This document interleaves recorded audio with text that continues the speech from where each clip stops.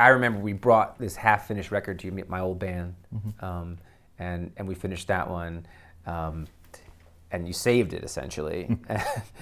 So much so that I came back to you to make a second record. But that time I didn't have my bandmate because we had broken up, right? And we had raised a little bit of money, fan funding, and I decided I was just gonna go into the studio, and at the time I didn't really know who I was as a solo act. It was a really scary time as an artist, and I had this batch of songs, and I didn't have a band anymore, and it was just you and me in your old studio in Tucker, right? And figuring out how do we reinvent, Yeah. The first thing I always try to do with artists like yourself that I'm working with is just really listen to you, listen to your songs, and try to get a sense of who you are as a person, which, I mean, we've been working together forever. Sure.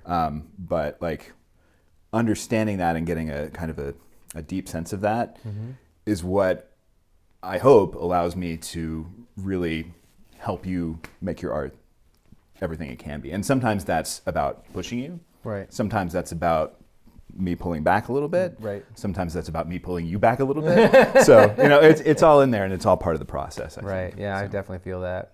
And it's easy to trust your intentions and motivations because I do feel that you care.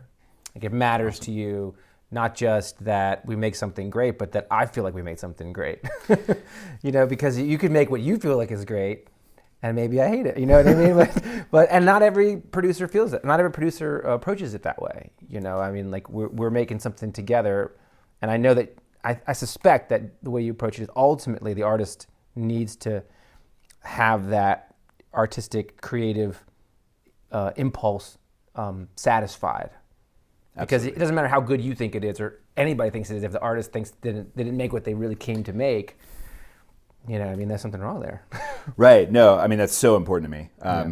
Both from the sense of sort of making sure that my artist is happy, but also, for everyone I work with, you're bringing me the most important thing in your life, right? Whether you're a professional musician, whether you're a hobbyist, whatever you're doing, it's not like you're bringing me your taxes. This is either the thing that you're doing or the thing that you're the most passionate about. Right. So I feel like I owe it to you to make sure that I understand what you're looking for and that we get there. That I take you there and create something really, really special and really great. Yeah. Another thing that I think you do well is translate artist speak with what actually needs to get done over here. Because a lot of us don't understand the technical aspect of engineering and recording. It's frustrating as an artist sometimes because we don't have the language to ask for what we're hearing in our head. And so meeting us there, something you do really well.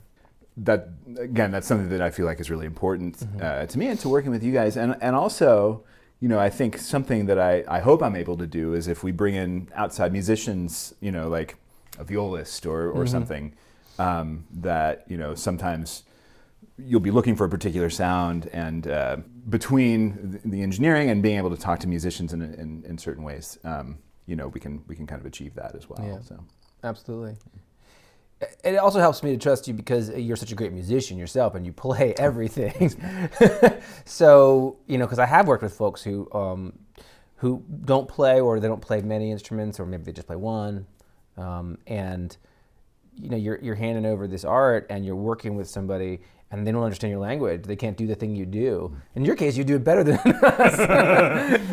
About that, but. So, that just helps so much to create what we're looking for. I hope that sort of my background and experience in being able to play guitar and bass and keys kind of helps me inform the production decisions that we make as we're putting these songs together. So that, if we're stuck on something and it's like, how do we make this sound a certain way? I feel like I'm able to offer kind of a library of we could try this, we could try this, we could try this, and then we have the options, and then we can actually try them out in the studio, and then make the song into something even more particular to what you're trying to say. Right. Yeah.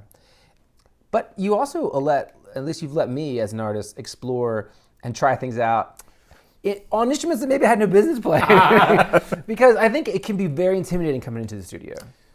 And you're working with a producer who's, better at the instrument that you play, but you have something in your head. and you want to find it, and sometimes you could find it for me, but sometimes we need to find it together, or sometimes I don't really play keyboard, but I have a mellotron part in my head, and I'm going to find it, and you've let me do that. And it's such a great balance, because when I can't find it, you often can, but you never make me feel intimidated to try things out. And that's such a great space to be in the studio, where you have that freedom. It's your album, it's your art. You should have a chance to sit down at these instruments, try them out yourself, and let's work on this part together. I see my role there as, again, supporting you and kind of filling in if there's a place where you feel like you're getting stuck. Well, why don't you try this? Why don't you try this? But that was a really awesome moment, I think, constructing those mellotron parts for that. That felt really cool. So, it was really fun. It's funny, because I think people who don't know you well, they might know you from one world, right? And they think, oh, well, Will's a choir director. He's so good with voice. And somebody else might know you as a classical musician. Like, oh yeah, he's such a great, double bass player. But you wouldn't know necessarily he can play all the Zeppelin parts on guitar. You have all these different influences, and it's not like one of these things where it's like Will can do a little bit of everything. No, he can do a lot of many things really well. So it just depends on what's appropriate and which thing you want to tap into. But I never have felt like you imposed a style on anything we did.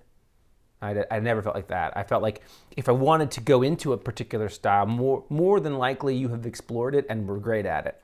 It had something to offer, but it's not exactly a blank slate. It's more like a lot of depth in a lot of different places.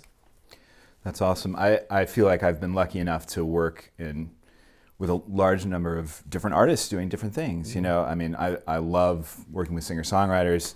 I've worked with rock bands. I've worked with bluegrass musicians, and I conduct a chorus, and I've played in classical ensembles, orchestras, that kind of thing. And so I like to think that the combination of all these things gives me a depth to be able to explore each artist's different style, and maybe even bring in parts of others. Sure. If you're looking for a string part or something, we can talk about how to make that happen with real violins, real string players. So I'm glad that comes through. Definitely, I'd say that your style is more about the person, even than the particular genre. I think you really see people and meet them where they are, and that's its own sort of skill set. So I thought we'd listen to a little bit of Atlanta from your last record, Empty Spaces. I think this is a really good example of kind of the intersection of recording a song in a way that gives us the most flexibility in the studio, but also making sure that we preserve your emotion and the meaning. And sometimes there's a few tempo changes that sort of push and pull a little bit. And so, we wanted to be sure to keep those in, but we also wanted to be sure that we were recording this in a way that we could, stack things on top of it. So we spent some time trying to work that out. I remember. But I think the result speaks for itself. And the other thing I love about this track is that string arrangement that we sort of created at the end. I was playing bass. We had a violist in, and you and I just sort of crafting the part together and into something that I think sounds really, really just right for the song. I just love the organic feel we got here. Yeah, a lot of space. Yeah.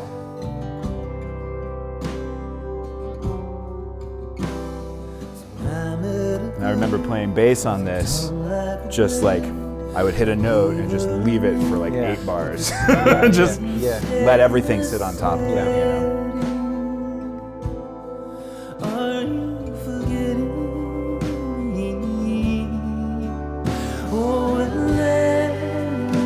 Here comes that viola.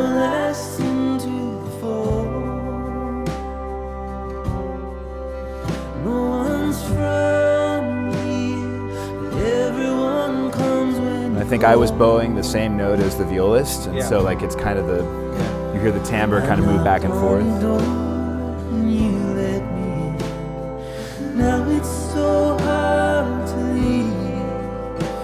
It's all a part of me. Oh, and then Comes that bow. Yeah.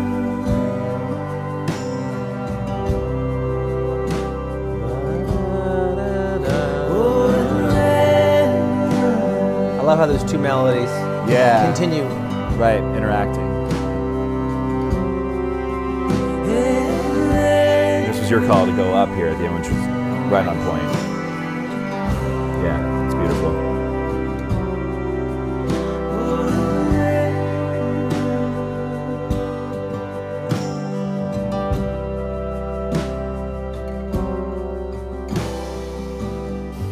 We did all right with that one. Yeah, it's really great to hear that again. Like, Yeah. for real. It's Yeah. awesome. Sounds great. It would have been really easy to overproduce this song, to make it about something other than the words and the melody. And, I did want it to be something that was not just me and acoustic guitar. And we've done that, but I wanted it produced, but I wanted all the layers to fill in the space behind, like sit back, and let the song breathe and speak. And I feel like you very artfully and skillfully navigated those waters. And I don't think when you hear it, the first time you hear it, I don't think you key into like, oh, listen to that mellotron part, Right. or listen to those strings, Right, and right. Isn't it cool? Like you follow the story, and I think that's absolutely what I wanted to do. Yeah, awesome. I mean, I think we did that together. I Yes. think it was your input and your.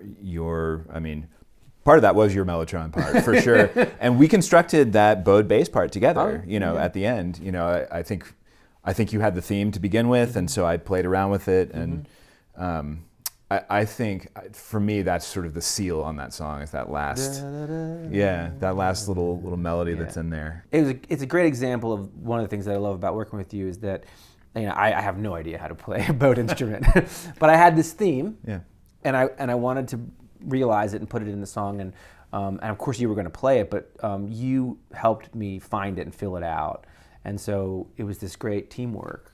And it made me feel like it opened up my sense of myself as an artist. I'm not just a guitar player or songwriter, but I can offer other things. I have these production ideas that I want to contribute to the song. I could never do it on my own.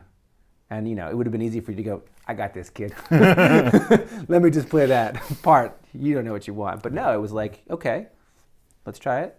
What if we did this? And what if we did this? I mean, that's honestly what makes it fun for me, because I could sit here and do whatever, but like in conversation with you and in hearing your ideas and then making it into this sort of generative process, like, oh, that's cool. And what if we did this? And then be like, oh yeah, that's great. Or we'll try this. That it's sort of shifting and finding the way together. Both. I mean, we're talking about constructing a string part, but really in every aspect of the album. I mean, that's so valuable to me and so much fun to me. To be able to make a record like that. Yeah, and that's one of the other things I really appreciate about working with you in the studio is that like we did a lot of times try things a number of ways before we arrive at the one that works, and not being sort of tunnel vision about this is how I produce records, and we always work on a click, or we always do it live, or I always play this, or whatever. I just know that a lot of times it requires experimenting and really looking at things and going down a path, sometimes for a long time, that isn't the right path, and realizing, this is leading to an end that isn't what we want. Isn't what we want. Yeah. Right. Yeah. And I mean, I think that's true. That can be true. Sort of from a recording perspective, trying different mics or different techniques of recording. Also from a stylistic perspective. Sure. Like there are a number of songs on this record, and I can think of two off the top of my head where we started, some we hit the ground running. And so like the first time we played, it was like, that's it. Right. And then there were a couple that we had to, work on and like find, what the tempo, the style, the groove, all that stuff, and it's just part of the record making process. Yeah. So, but it is with you, but it's not always with everybody. No. So I appreciate that. No, that may be. But the idea is there with everything I'm doing is that I'm doing my best to support the song and to support you and make sure that that message comes out clean. So Definitely. You know, people forget that making records is about a record of an event of music being made, and you want to be able to look back on that record and that time, and look back on it fondly. And every record we've made together, I look back and I remember the guys we worked with, and you know, being here and like the takeout food we got, and the paths we went down and worked and didn't work. I think a big part of making the record is when you hear those songs and you think about that time, it should be an important, cherished event. And it's always been like that with you. I feel the same way. I feel like the records we've made together, even just listening to Atlanta feels like, oh man, I remember this session, and I remember, all the takeout food, like every part of it, like the hang, every part of it. I mean, it's the worst thing in the world to listen back to something you recorded and think, oh, that's the part where the producer like strong-armed me into doing this thing I didn't want to do. Right. I mean, it's just, because that record will be there Yeah. forever or whatever, Right. As long as they're humans. Right. As long as there's a Spotify, whatever. It'll be there, and you'll always hear that, and you always think, man, what would the record have been if I had trusted my gut, or if I'd worked with somebody who trusted me and who I trusted, and we could have found what I was really looking for. Right. No, for sure. Well, I think it speaks to your breadth of abilities that, you can work with pros who've been doing it for decades and know what they want to create. And you can work with people who it's their first record, who come in and look at the mics and are terrified. Yeah, right. Because you've done all those things so many times now. Well, I love working with both of those people, Sometimes I am both of those people. That's right. No, but you know what I mean? Like the seasoned pros who come in, like they've done this a million times. It's easy. You can just sit back. It's like, okay, do what you want, But the folks this is their first record, right? They're so vulnerable, but it's so much fun because like you show them, hey, here's what your voice sounds like when you double it, and they're like, oh my god, right? Yeah, remember that when you were the first time you heard something like that? Yeah. And there's this energy there, and so like it feeds me, like both of those things. I just love working with all those, with any from the beginners to the folks who've been doing it forever. It's just it's just great. Well, it's such an art form. I mean, it's like, I know you work with a lot of different types of artists. I know you work with a lot of songwriters. And, a lot of us, we think about our medium in terms of like, well, here's my guitar, here's my lyrics, done. Right. And so these a million other choices that get made, from the mics you use to the tail of the reverb to the instruments that are, going to be layered. There's infinite choices, and I think just having people's eyes open when they go, oh wow, this is what my song can be. I had no idea. Yeah. That's got to be cool. Oh man, that's the moment. That's the moment that I live for sure. Yeah.